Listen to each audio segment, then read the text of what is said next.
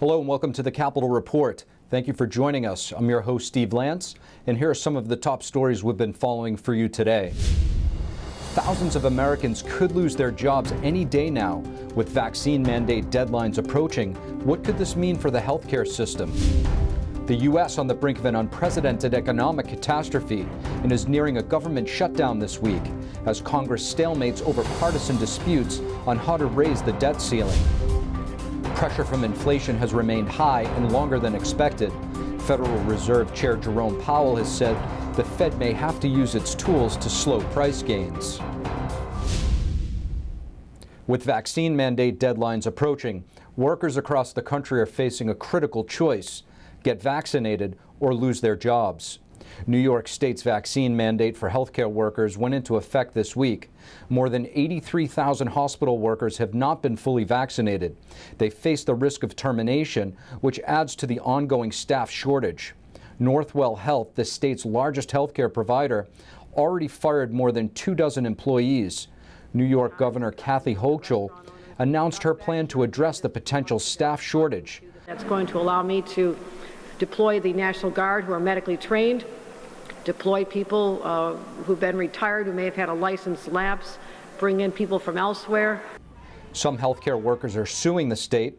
Also in North Carolina, a hospital system called Novant Health fired about 175 unvaccinated staff over the organization's vaccine mandate. We were in Massachusetts this weekend covering an anti-mandate protest. This situation is getting very real for thousands of Americans who work in the private sector as well as government employees. There was a rally in Boston over the weekend where you had many of those who are facing termination for non-compliance of these vaccine mandates trying to get their voices heard one last time before they lose their jobs. One of those people is a nurse that we spoke with named Judy, who works at the Leahy Clinic in Burlington, Massachusetts. Judy told us she had COVID early on in 2020 and had acquired natural immunity from the virus, so she even offered to go into the COVID positive rooms before other nurses because she was immune. Now she's facing termination. I'm 60, I wasn't ready to retire. I was a frontline ICU nurse suctioning COVID patients and right in the thick of it. And then when they pulled this and not to recognize natural immunity, the study that came out in Israel, my vaccinated coworkers have a 13 times higher rate of infecting a patient than I do. They're keeping their jobs. I have no job. I won't have health insurance. I have a history of cancer. I had stage 3 cancer, treated with chemo, radiation, and surgery. If I get this vaccination, I know that the Cancer Institutes want everybody to get it. They're right on board. I feel that if I get this vaccination, it will lower my immunity and I'll be at risk for recurrence. Another part of the story that we're hearing about is the arbitrary nature in which exemptions are being given out based on religious beliefs. Some of the stories we're getting are some of these nurses in the private sector who have been granted a religious exemption. And then you have within the same company, same hospital, some nurses are being denied, which is opening some questions of potential discrimination. I mean, the religious exemption portion of any choice in this country is set in the First Amendment. That is a sacred right, and we're just ignoring it. And so people are upset. I think they're justifiably upset. Even people, I mean, I am personally vaccinated. I made that choice. I am personally believe that this was the right choice for me, but I don't expect everybody else to make the same choices that I do. Now, one of the speakers at the rally over the weekend in Massachusetts was candidate for governor of Massachusetts, Jeff Diehl. We have Jeff with us here. Jeff, thank you so much for joining us on the Capitol Report. Thanks, Steve, for having me. I appreciate it. Now, Jeff, I was covering the event that you were at in front of the Massachusetts State House over the weekend. People were gathering to speak out against the forced vaccination mandates. And I spoke to one nurse at the event who she says she has natural immunity, which means she had the virus before and is now immune to it, which, according to studies, is more protective than the vaccine itself, and yet she is still being forced to take the vaccine or face termination. Are these mandates constitutional, and what can be done to help these people? Well, I really question the constitutionality. I know that in Massachusetts, our SJC has thrown out some cases where it's been challenged. However, I still feel like, as you mentioned, people who have natural immunity or religious exemptions, of course, should be considered. Right now, those religious exemptions supposedly are going to be honored, although we're still seeing, I think, an evolution as to the governor's overall response to this or the mandates he's put out. And that freedom rally that you spoke about that we were at, it really was thousands of people that came out, whether they were corrections officers or nurses or other people who are state employees who feel like it's wrong to have that mandate in place and basically threaten their employment because of it. And we've also had a vaccine lottery where our governor gave out millions of dollars if people got vaccinated. So they've tried the carrot, now they're using the stick, and really, ultimately, I think government should be stepping out of this and allowing people to make their own free choice as to their own health care and the health care of their children. Now, something catching national attention right now is you have these mandate deadlines approaching in New York. You have 83,000 healthcare workers facing termination for not taking the vaccines. And in Massachusetts, there's a similar situation within the healthcare industry. And now you also have a number of Massachusetts state police officers who are going to resign or be terminated. What can you tell us about the situation in Massachusetts? Well, it is terrible. I mean, first of all, these are the same first responders that during the last year and a half of the pandemic were out there without the vaccinations, responding and being the public face of government services. And yet now that the governor is trying to just have these vaccinations be mandated, they have to comply regardless of the fact of whether they have natural immunity or not, or whether they feel it's the best choice for them individually or not. And it could cause a public safety crisis. Also, a situation where our hospitals that don't have the medical staff necessary to deal with people coming in, who, by the way, are trying to get those final elective surgeries that are finally being opened up again. With COVID, a lot of those things were put off until the mandates or the protocols were allowing them to come in and get those surgeries done. If you don't have the staff at these hospitals because nurses are leaving, you're going to have a lot of elective surgery that needed to happen and it's been backlogged, not happening. So whether it's public safety or healthcare, we're going to have a real crisis and crunch coming up soon. Now, what types of things are you hearing from people, and are there more people speaking out against these mandates than one might gather from the so-called mainstream media? Well, it isn't just the union workers and state employees. We've got testimony, I've got letters from them saying that they tried to negotiate with unions and talk about protecting their unemployment if they do get fired, which the governor's not going to protect. But also, I had a breakfast with a group, Mass Against Mandates. They are against masks for kids in schools right now. In Massachusetts, nobody under the age of 18 has passed away from the coronavirus, showing that area, that demographic is really at lowest risk in our state and really around the country as well. And so there's a feeling that those kids should be allowed to go back into schools without the masks. It's really hurting them socially and learning. Our MCAS scores just came out. That's our way of, by our state grades, our schools and our teachers and our students on where they are academically. The results dropped off the table from 2 years ago before COVID. It's a disaster right now. These kids are not getting the education they should get, so parents are concerned. There's thousands of people involved in these groups like Mass Against Mandates that are pushing back and are organizing rallies. I just drive by rallies now in Massachusetts. I'll pull over and thank these people because they're holding up signs and getting beeps and spreading the message without any real organization beyond just their concern in their community. Massachusetts candidate for governor Jeff Diehl, thank you. Thanks, Steve. The CEOs of both Pfizer and Moderna say they believe life could go back to normal by next year. Meanwhile, we're still seeing public figures having breakthrough cases. Newest to the list is State Department spokesman Ned Price. Price says he tested positive for a breakthrough COVID-19 case on Monday, and he is under a 10-day quarantine. 4 members of Congress announced they had breakthrough cases in August.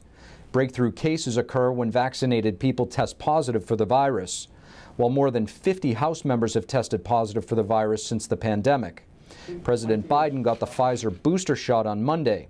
The FDA granted emergency use to it last week, but Pfizer CEO is predicting annual booster shots. Because the virus is spread all over the world, that we will continue seeing new variants that are coming out, and also we will have vaccines that they will last at least a year.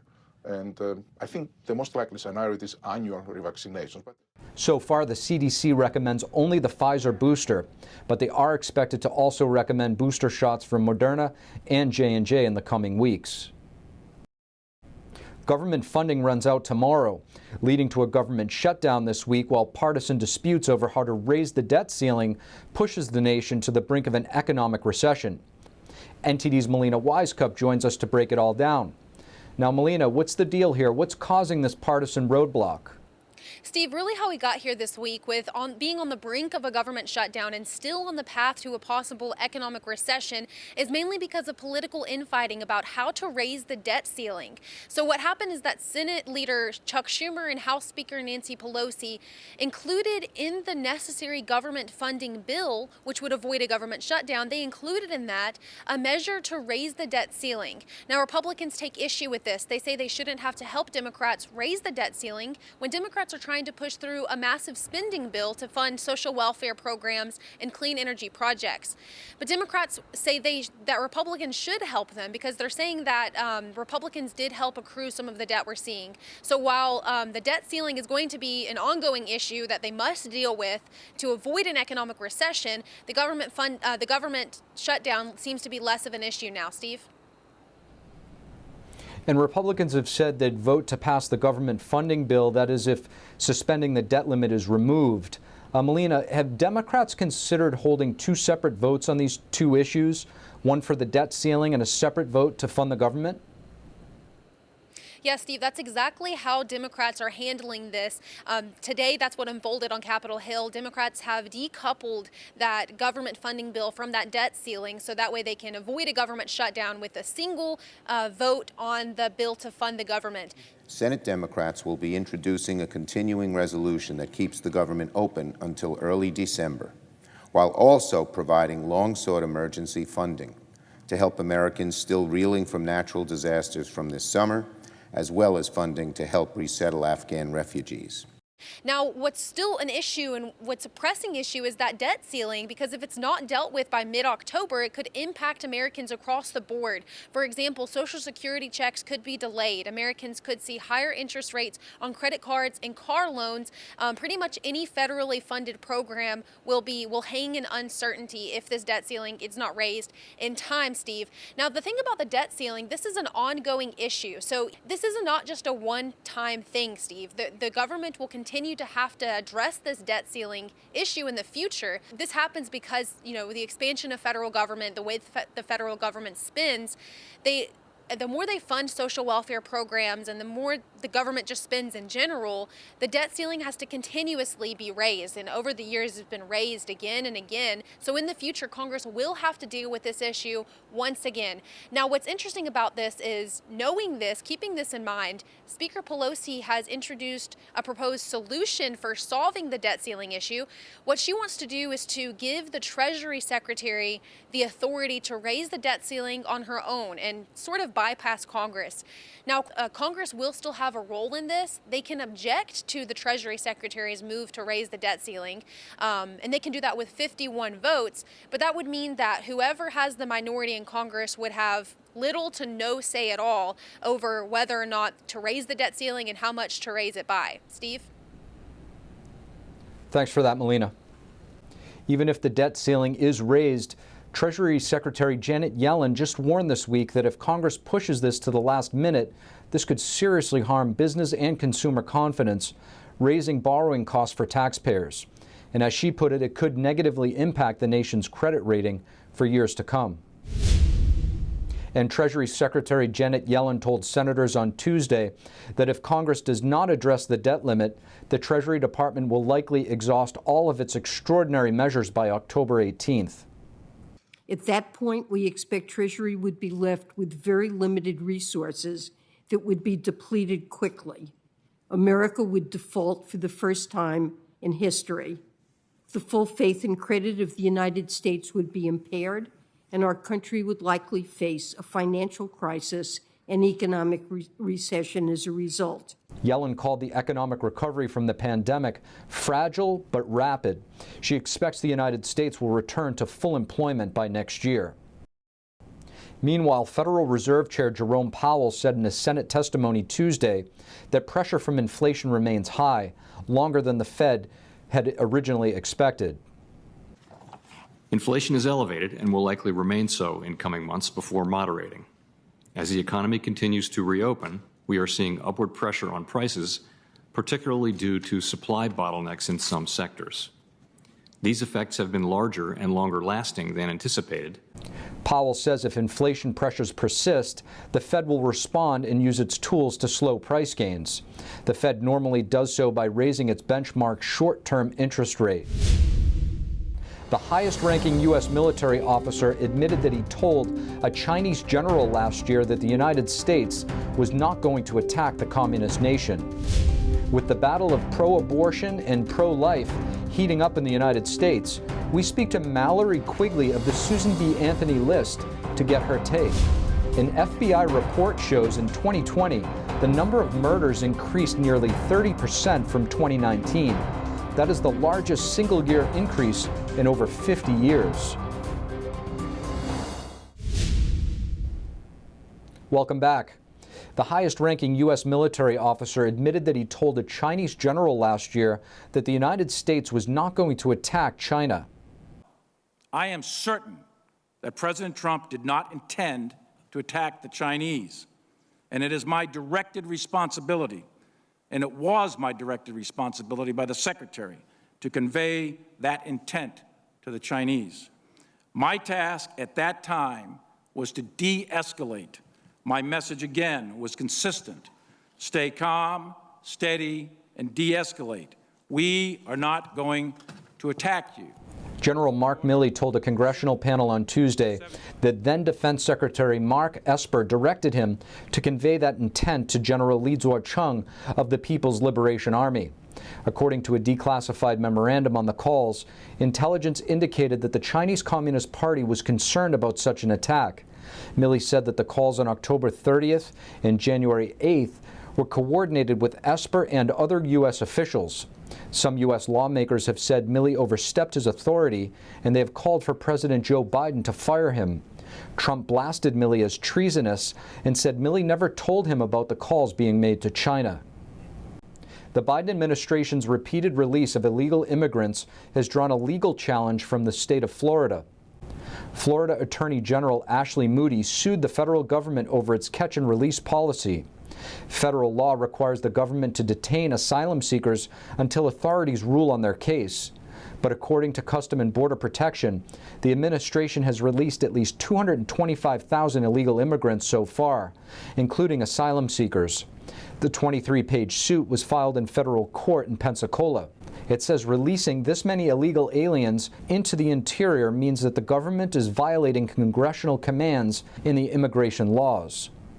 With House Democrats passing an unprecedented abortion bill last week, and with the potential for the overturning of Roe v. Wade in December by the Supreme Court, we sat down with Mallory Quigley, Vice President of Communications at Susan B. Anthony List, to get her take on all of this.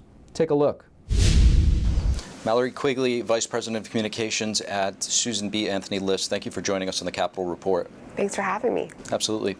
So, Mallory, last week, I believe the House passed H.R. 3755. They named it the Women's Health Protection Act of 2021. We'll get into, verbiage and wording of certain things in a moment here. But at this point, it was more of a symbolic vote, as it's not expected to pass the Senate. But what would you say is the most alarming or notable thing in that bill that you found? Yes. Well, we'll take it from the top. The Women's Health Protection Act is a very deceptively named bill. Within the first few lines of the bill text, you realize that it is all about promoting and protecting the abortion industry. Women are not mentioned. It's specifically about being able to promote and provide abortion on demand without any regulations.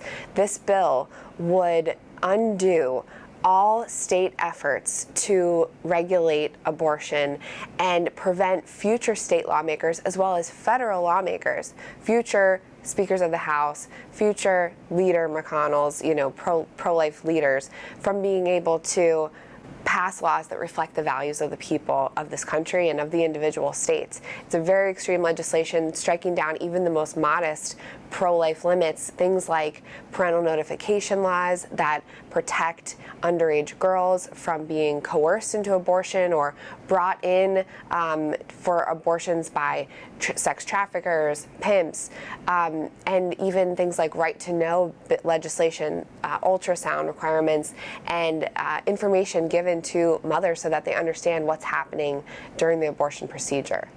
Now, there's a highly anticipated case that's supposed to be heard in December by the Supreme Court. I believe it's Dobbs versus Jackson's Women Health Organization.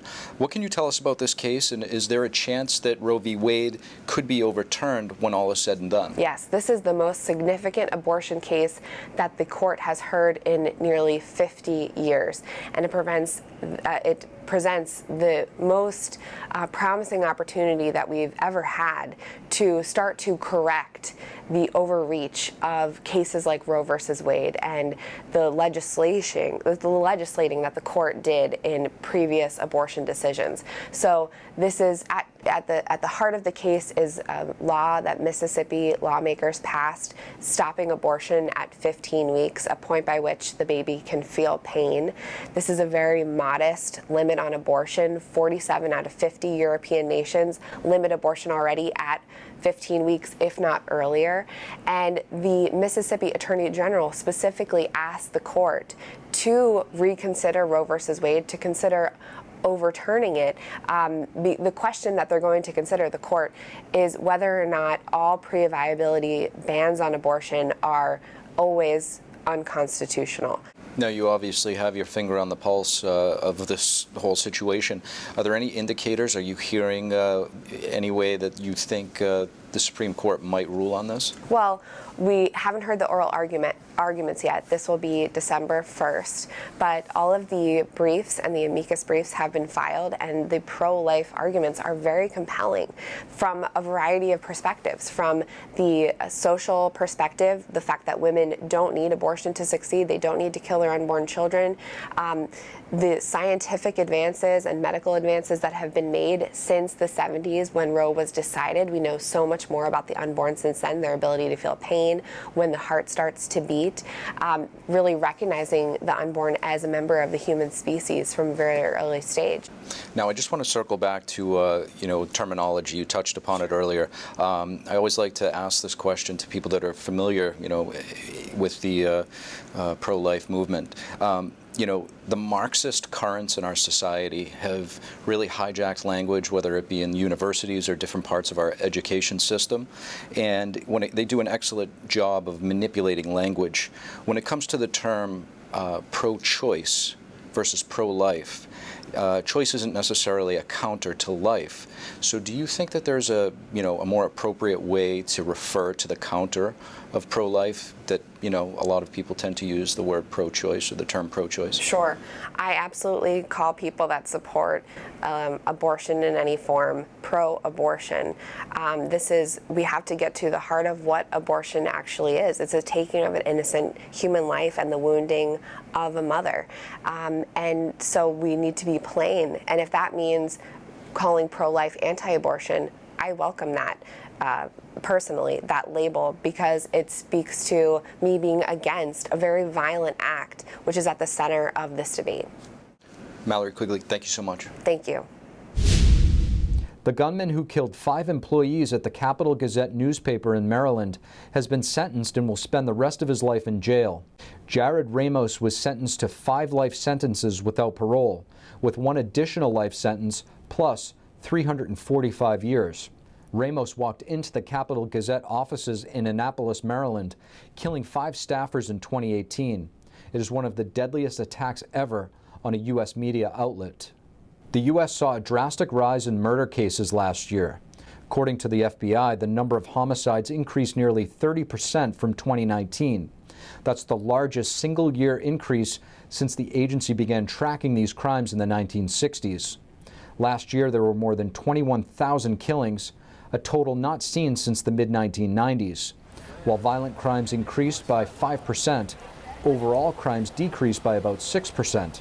However, the FBI collects statistics from law enforcement agencies across the country, but many do not participate. Several large cities like New York, Chicago, and New Orleans did not submit their data. The U.S. Postal Service is implementing new operating standards. Mail delivery is about to get slower. USA Today reported starting October 1st, the USPS will implement new service standards for first-class mail. The new delivery window will be 1 to 5 days. Previously, it was 1 to 3. The changes will increase transit time for long-distance mail as well. However, 61% of first-class mail will not be affected by the changes. Single pieces of first-class mail traveling within the same region will still arrive in the standard 2 days. And that's all we have for you on the Capitol Report today. Thank you for joining us. Please don't forget to like and subscribe below. I'm your host, Steve Lance, and we'll see you next time.